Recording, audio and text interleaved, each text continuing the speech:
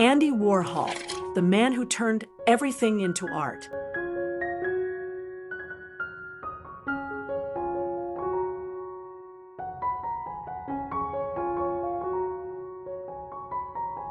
What if art was no longer rare? What if beauty was no longer special? And what if fame itself became the only masterpiece that mattered? In a world obsessed with originality, one man chose repetition.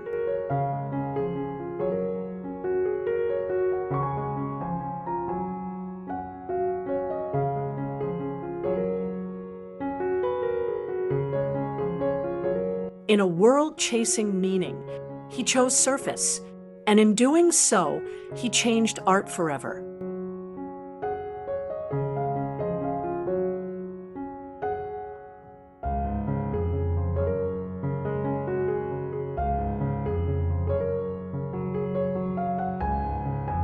He didn't paint to express emotions.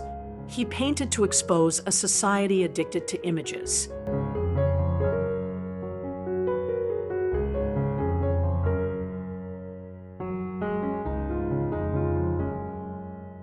His name was Andy Warhol.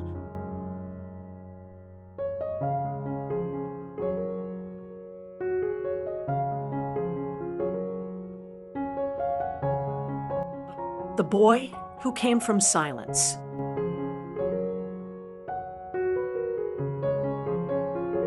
Andy Warhol was born in 1928 in Pittsburgh, Pennsylvania.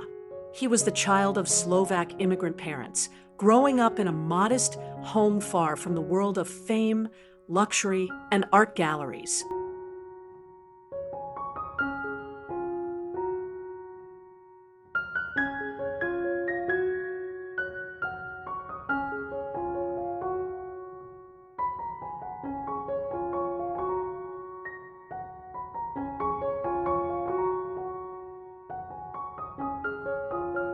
As a child, he was often sick. He spent long periods in bed, isolated from other children.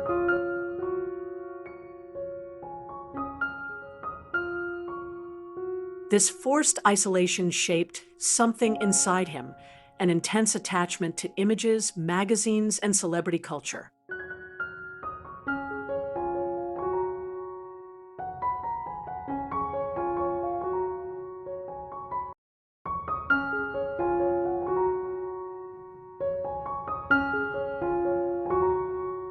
While other children played outside, Andy was cutting out pictures, collecting photographs, and drawing endlessly.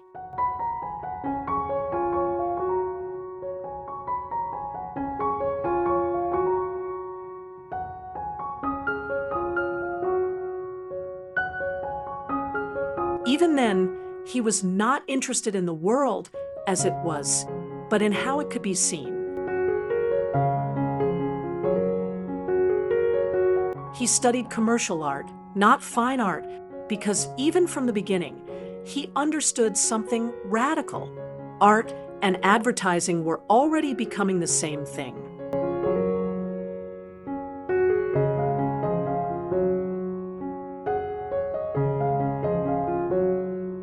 New York and the birth of a visual obsession.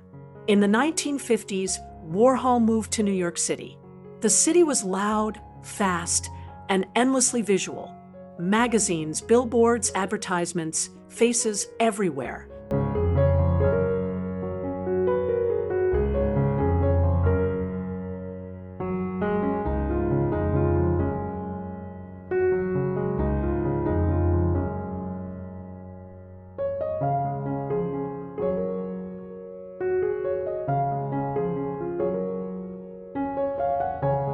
He worked as a commercial illustrator, creating shoe ads and fashion drawings. But beneath that commercial success, something else was forming. He became obsessed with repetition, with consumption, with mass production. He started asking a strange question. If everything is reproduced endlessly, does anything still remain unique? This question would become the foundation of his entire artistic revolution.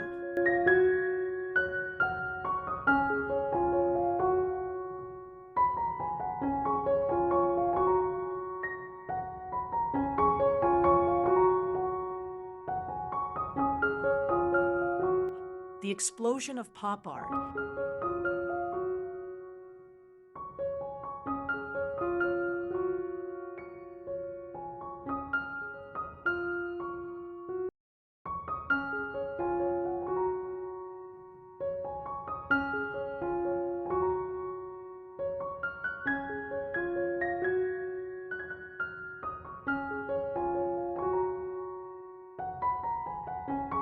In the early 1960s, Warhol stepped into what would become known as pop art. He took ordinary objects and turned them into icons.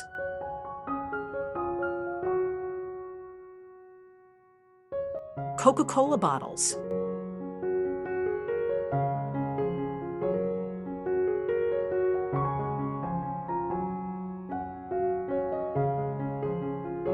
soup cans,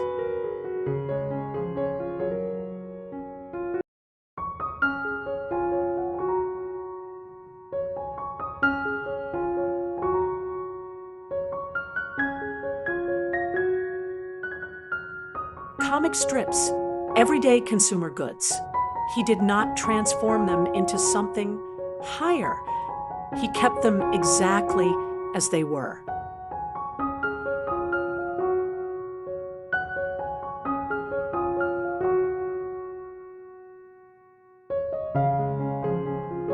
And that was the shock, because suddenly people realized the world itself had already become art.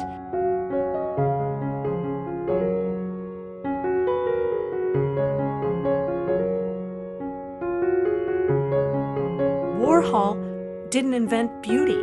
He revealed repetition as beauty.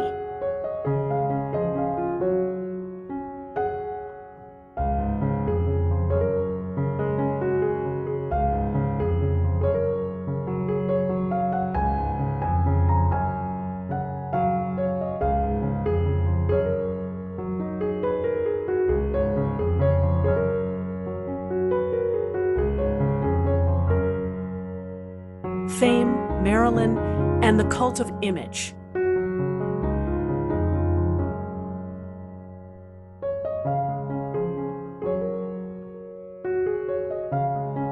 One of the most iconic chapters of his career began when he turned his attention to celebrities, especially one face, Marilyn Monroe.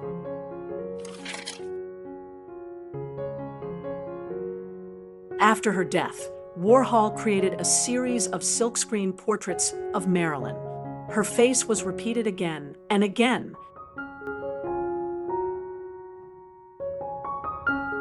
Each version slightly different in color, emotion, and decay. It was beautiful. It was disturbing. It was mechanical, because Warhol was not just painting Marilyn. He was painting what fame does to a person. He showed that celebrity is not identity, it is repetition in the public eye.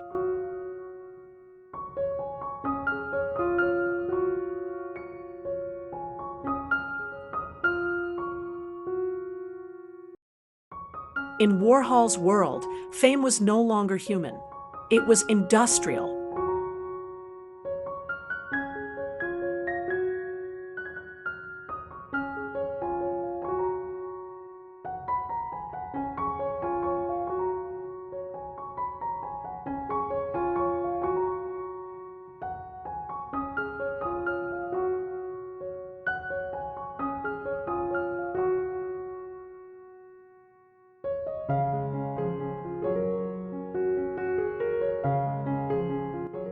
The factory, art becomes production. Warhol didn't work alone. He created a space known as the factory. It was not a traditional studio. It was a machine of creation. Artists, musicians, actors, outsiders, and celebrities all gathered there.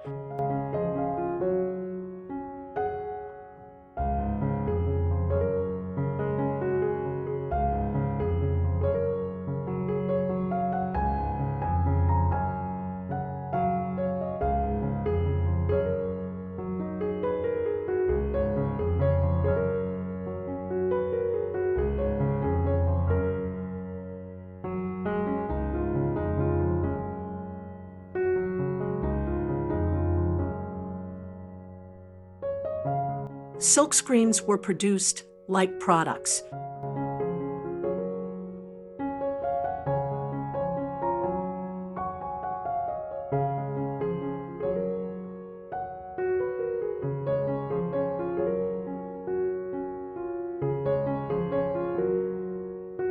Art was no longer slow or personal.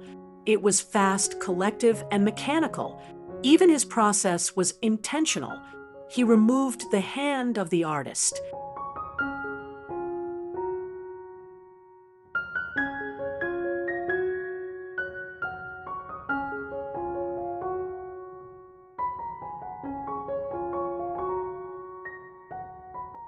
Because in his vision, the artist was no longer a romantic genius, but a producer inside a system of images. The factory became both a studio and a performance of modern life itself.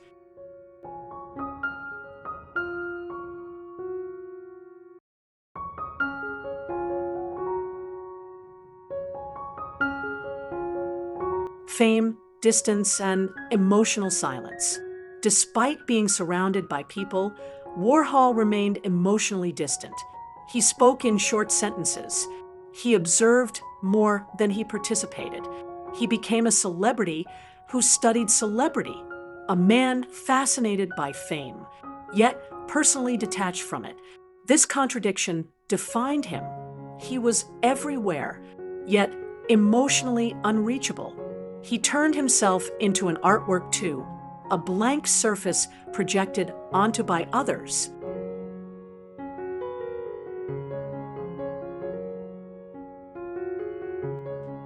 The end of a quiet revolutionary.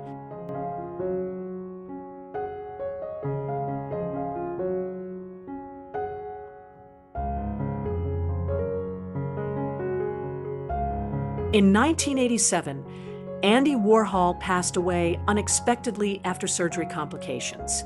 But by then, he had already changed everything.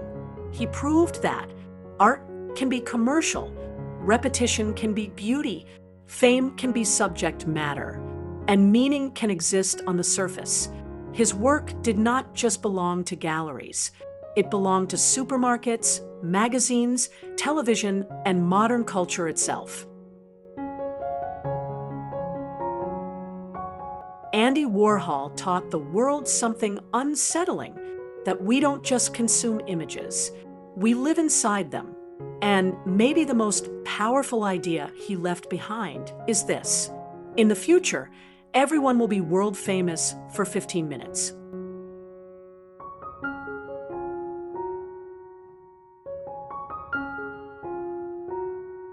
But perhaps the deeper truth is even more complex. In Warhol's world, we are all already images. And if you know someone who needs to hear stories like this, share this channel with them, because some stories are meant to be seen, not forgotten